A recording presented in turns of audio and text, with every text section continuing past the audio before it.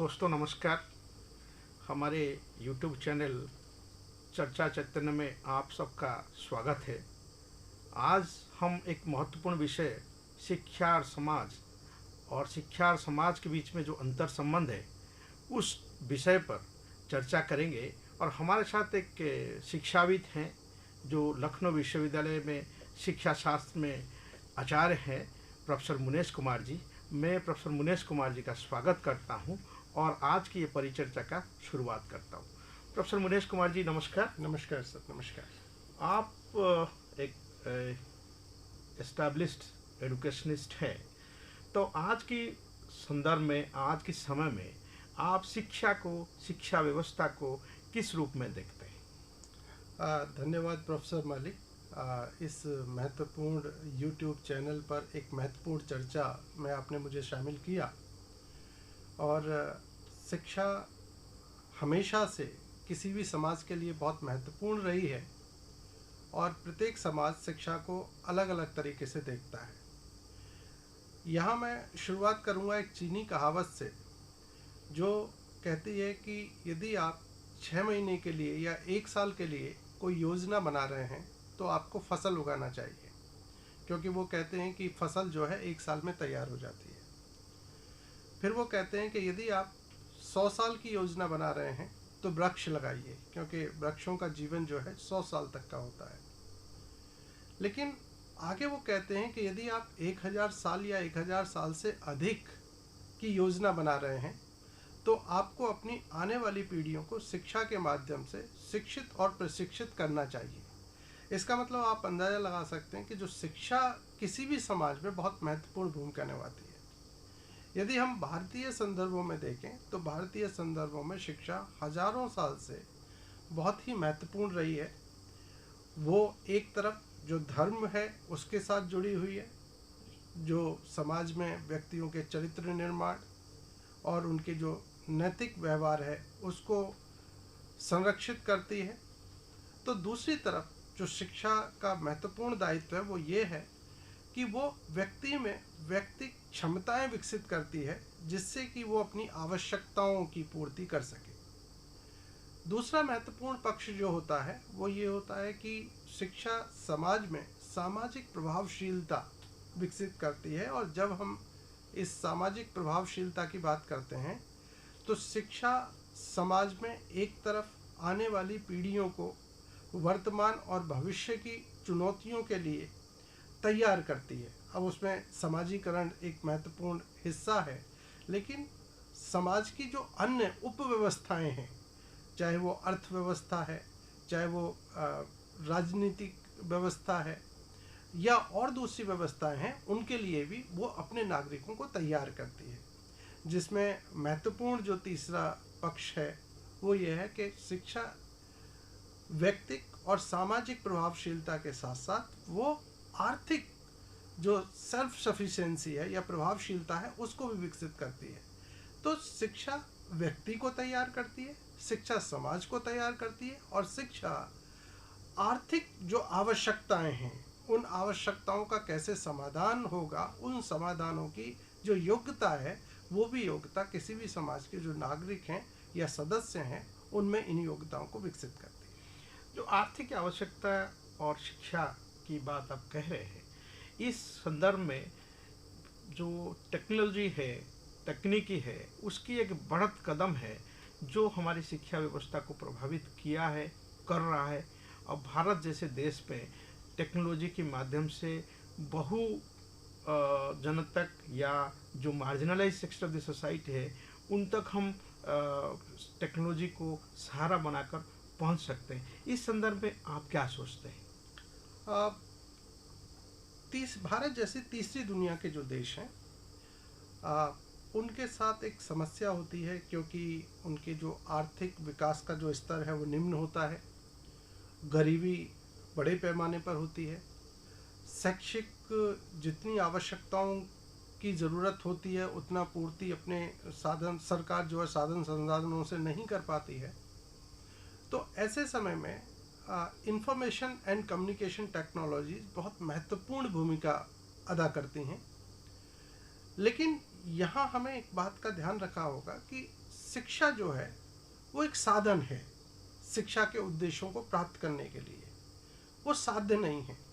लेकिन कभी कभी हम तकनीकी पर इतना बल दे देते हैं कि उससे जो शिक्षा के उद्देश्य हैं वो गौण हो जाते हैं, सेकेंडरी हो जाते हैं।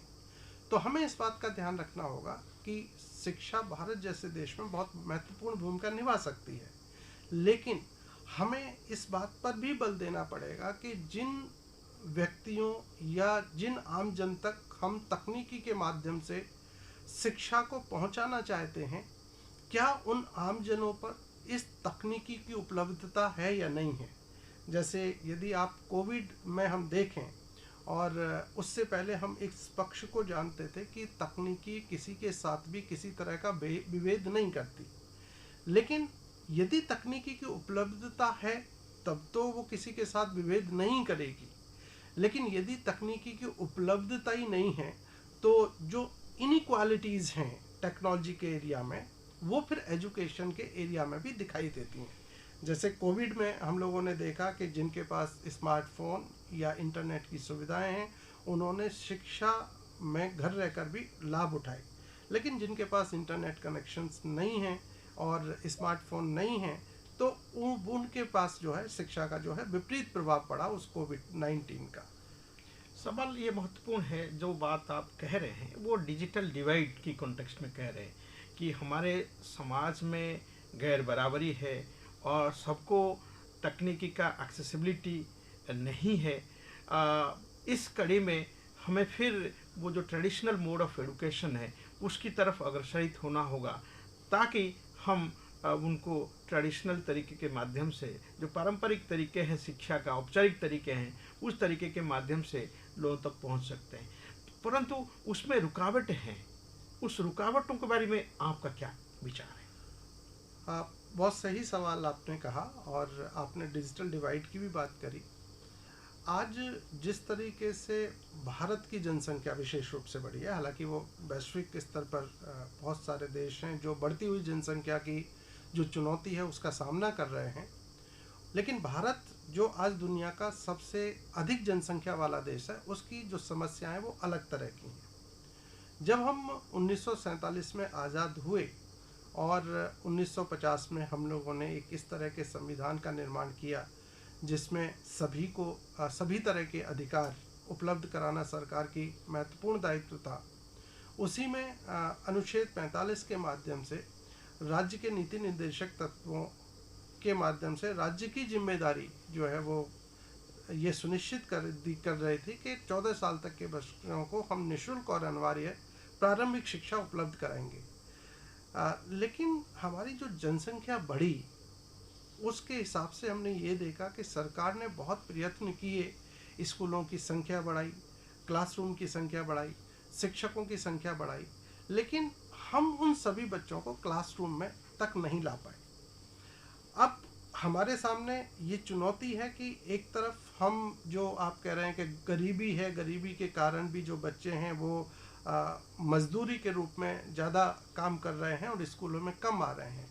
तो उस परिस्थितियों में आज हम शायद जो औपचारिक शिक्षा की व्यवस्था है, जिसको हम इनफॉर्मल एजेंसी कहते हैं, स्कूल के माध्यम से ही शिक्षा के उद्देश्यों को प्राप्त नहीं कर सकते, बल्कि हमें औपचारिक शिक्षा के साथ साथ दूसरी जो एजेंसीज हैं उनका सहारा लेना पड़ेगा।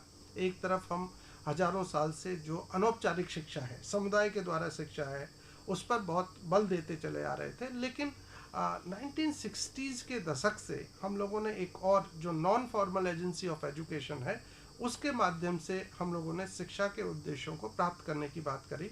उस समय हम डिस्टेंस एजुकेशन की बात कर रहे थे, लेकिन आज हम ये देख रहे हैं डिस्टेंस एजुकेशन के बाद फिर हम 83 और 85 के आसपास हम लोगों ने मुक्त विश्वविद्यालयों की शुरुआत करी, जिससे कि हम फॉर्मल और इनफॉर्मल दोनों के जो गुण हैं या मूल्य हैं उसके समावेश के साथ हम एक शिक्षा विद्यार्थी के लिए लचीलेपन रूप से दे सकें। लेकिन आज जब हम देख रहे हैं, जब हमारे पास ये एक जो ICT है, ये एक इम्पॉर्टेंट टूल की तरह इमर्ज हुआ है, तो हम लोगों ने ये कोशिश की है कि अब हम इसको एक इम्पॉर्टेंट एरिया बनाएं। और आप देखें कि मूक्स जो है वो भारत सरकार का विश्वविद्यालय अनुदान आयोग का इसी दिशा में एक कार्यक्रम है। और इस तरह की बात की जा रही है कि अब आने वाले दिनों में हम इस फॉर्मल एजुकेशन के साथ साथ इस इन जो नॉन फॉर्मल एजेंसी है मूक से यदि कुछ क्रेडिट के कोर्स हमने करे हैं तो हम दोनों को क्लब करेंगे और विद्यार्थी को हम जो है डिग्री जो है या सर्टिफिकेट या जो डिप्लोमा है वो देंगे।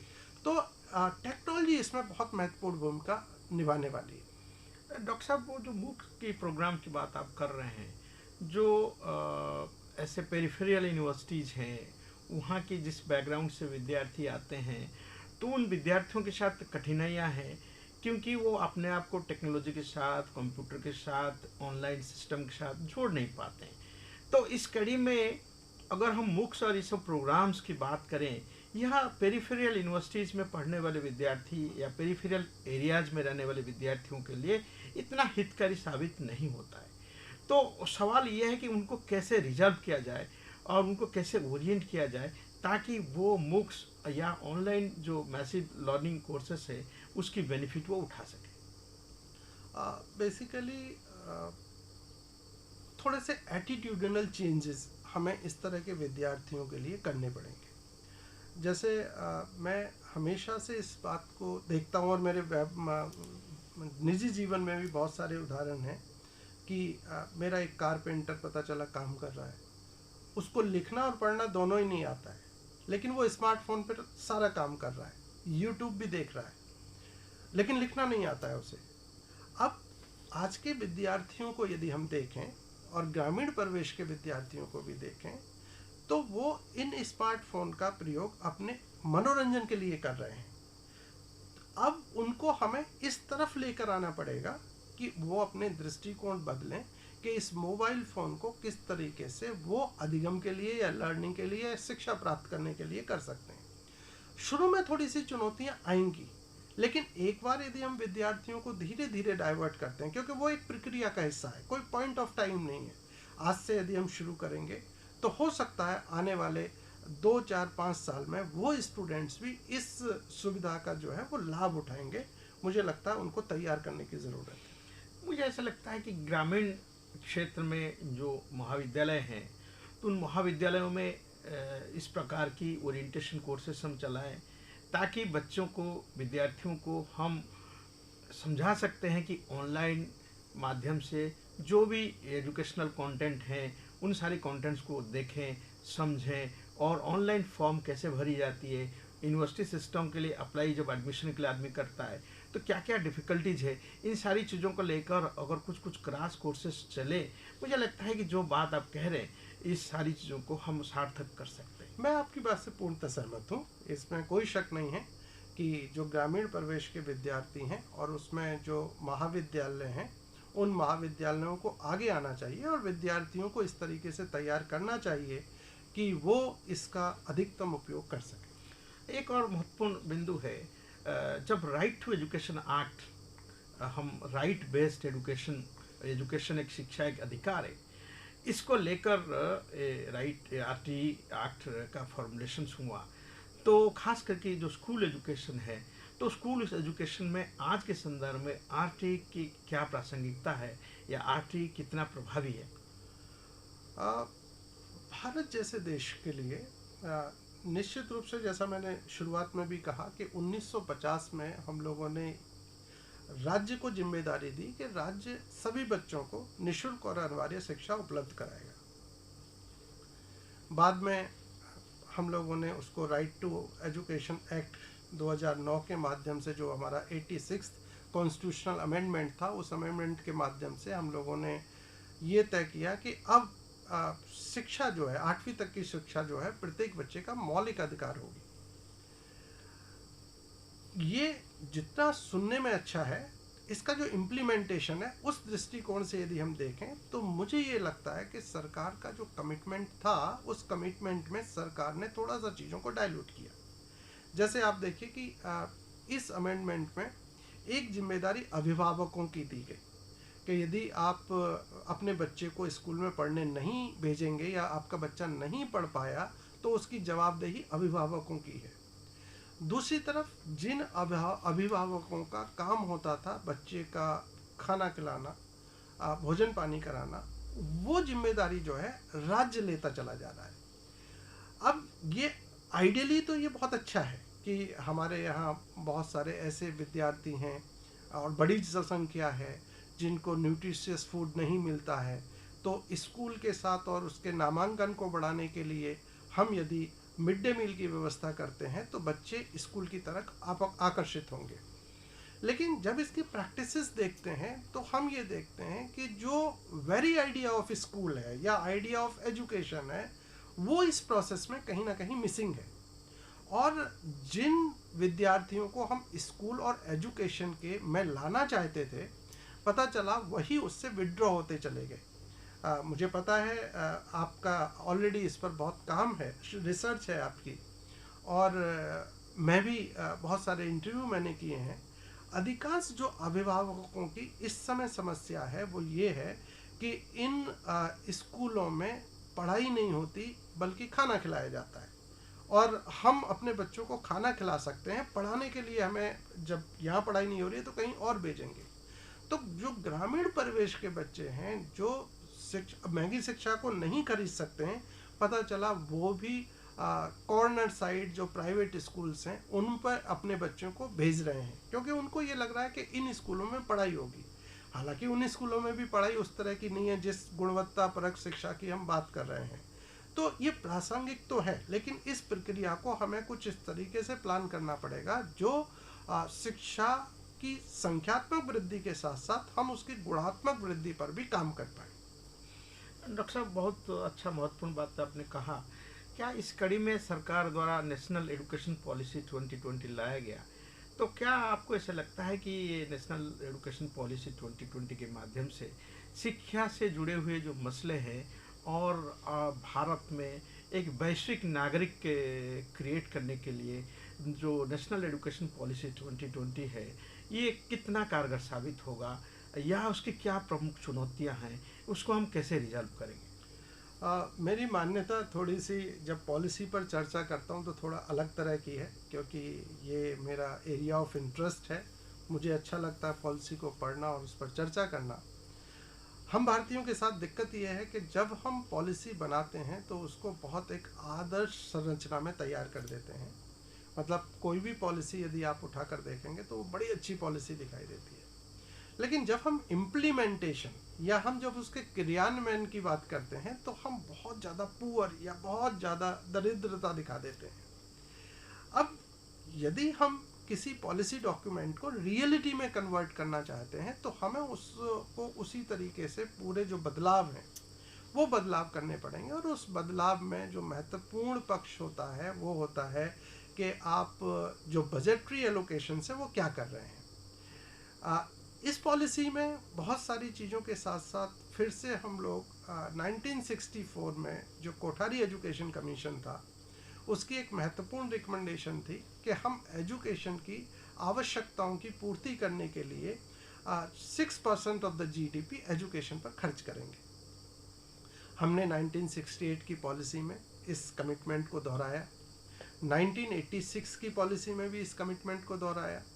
उसके बाद 2020 जो हमारी नेशनल एजुकेशन पॉलिसी 2020 है, जिससे वर्तमान की शिक्षा व्यवस्था को हम संचालित कर रहे हैं और रूपांतरित करने की कोशिश कर रहे हैं, इसमें भी हमने कहा 6% ऑफ एजुकेशन जो जीडीपी है उसको हम एजुकेशन पर खर्च करेंगे। लेकिन यदि हम पूरे प्रोसेस को देखें तो एक बार का मुझे ध्यान है जब हम टोटल बजट का 4.2% एजुकेशन पर खर्च कर रहे हैं, उसके बाद ये जो बजटरी एलोकेशन है ये 3 से 4% के आसपास ही हम एजुकेशन पर खर्च कर रहे हैं। अब ये उसी तरह की बात होगी कि कोई बच्चे को यदि 6 रोटी की भूख है और उसको लंबे समय तक हम केवल 3 रोटी दे रहे हैं तो निश्चित रूप से वो कुपोषित बच्चा होगा। तो मैं भारतीय शिक्षा व्यवस्था में जब इस तरह की बात करता हूँ तो मैं कहता हूँ कि हम नीतियाँ बहुत महत्वपूर्ण बनाते हैं, लेकिन बजटरी एलोकेशंस जो हमारा है वो बहुत पुअर है, और वो बजटरी एलोकेशंस भी रियलिटी में कितना कन्वर्ट हो पाता है ये एक चैलेंजिंग सिचुएशन है। मैं यहाँ एक और जिक्र आपको करना चाहूँगा। एक इंस्टीट्यूट है national institute of education planning and administration. इसका काम रिसर्च करना और पॉलिसी डेवलप करना होता है। वहाँ के एक इकोनॉमिक्स ऑफ एजुकेशन के प्रोफेसर रहे, प्रोफेसर JBG तिलक, जो बाद में फिर वाइस चांसलर भी बने।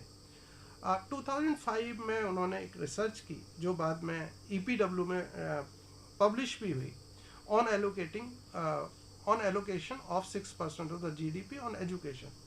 वो 2005 के आसपास ये कह रहे थे कि आज हमें यदि भारत की शैक्षिक आवश्यकताओं की पूर्ति करना है तो हमें 6% ऑफ द GDP की ज़रूरत नहीं होगी, बल्कि हमें 11% ऑफ द GDP की ज़रूरत होगी। मतलब 20 साल पहले एक इकोनॉमिक्स ऑफ एजुकेशन के जो प्रोफेसर हैं वो हमारा 11% ऑफ द GDP की रिक्वायरमेंट बता रहे हैं, और आज हम जो है 3 से 4% के आसपास ही GDP एजुकेशन पर खर्च कर पा रहे हैं।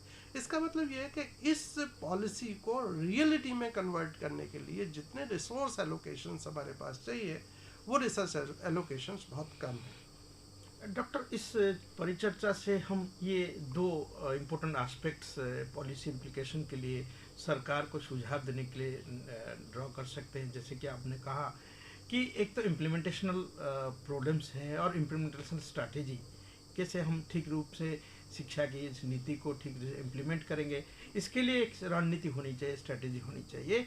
दूसरी बात है कि हमें बजटरी एलोकेशन स्पेसिफाई करनी चाहिए, GDP के कितने % हम शिक्षा में खर्च करेंगे। और ये दो महत्वपूर्ण बिंदुओं पर अगर हम काम करते हैं, मुझे लगता है कि आने वाले 20 साल में क्या भारत वैश्विक जो परिदृश्य है उस वैश्विक परिदृश्य में एक ग्लोबल सिटीजन्स तैयार कर सकता है, क्योंकि धीरे धीरे आर्टिफिशियल इंटेलिजेंस, टेक्नोलॉजी, तमाम जो डेवलपमेंट हो रहे हैं, तो उन सारी चीज़ों के साथ हम भारतीय बच्चों को भी कोप अप करना चाहते हैं। तो अगर ये चैलेंजेस हमारे पास रही तो हम उसको कैसे कोप अप कर पाएंगे।